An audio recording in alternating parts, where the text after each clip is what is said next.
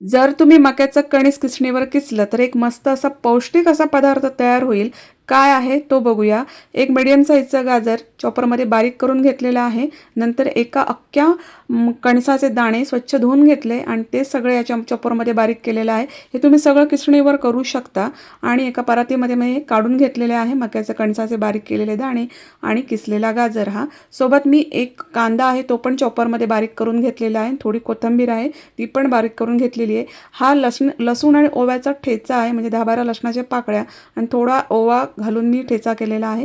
काही बेसिक मसाले घातलेत आणि मीठ घातले, थोडंसं तेल घातलं आणि नंतर तीळ पण घातलेले आहेत. सगळं छान अगदी एकत्र करून घेतलं आणि घरात जी अवेलेबल असतील ती पिठं सगळी याच्यामध्ये घाला. याच्यामध्ये गव्हाचं, तांदळाचं आणि ज्वारीचं आणि थोडंसं बेसन पीठ मी घातलं.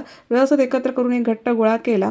आता एक सुती कपडा ओला करून घ्यायचा आणि त्याच्यावरती असं हे गोळा ठेवायचा आणि मस्त असं पातळ असं थापून घ्यायचं. थोडासा पाण्याचा हात लावायचा, अशी मध्ये होल करून घ्यायचे. दुसरीकडे तवा गरम करायला ठेवलेला आहे, त्याच्यावरती तेल व्यवस्थित पसरवून घ्यायचं आणि मस्तपैकी हे आता आपल्याला तव्यावर काढून घ्यायचं आहे. आणि गॅसची फ्लेम मिडियम टू स्लो ठेवून मस्त अगदी दोन्ही बाजूने आपल्याला एक खरपूस असं भाजून घ्यायचं आहे.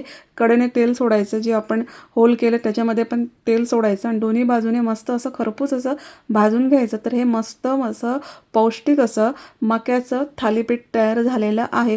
खूप छान लागतं. नक्की करून बघा. तुमच्या मुलांना, तुमच्या घरातल्या सगळ्यांना हे आवडेल.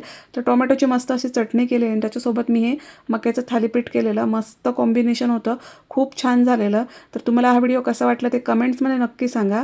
जर हा व्हिडिओ आवडला असेल तर त्याला लाईक करा, शेअर करा आणि तुम्ही समजा हे थालीपीठ केलं तर ते कसं झालं ते पण मला कमेंट्समध्ये नक्की सांगा. तर अशा छान छान रेसिपीसह आपण भेटू नेक्स्ट व्हिडिओमध्ये. तोपर्यंत धन्यवाद.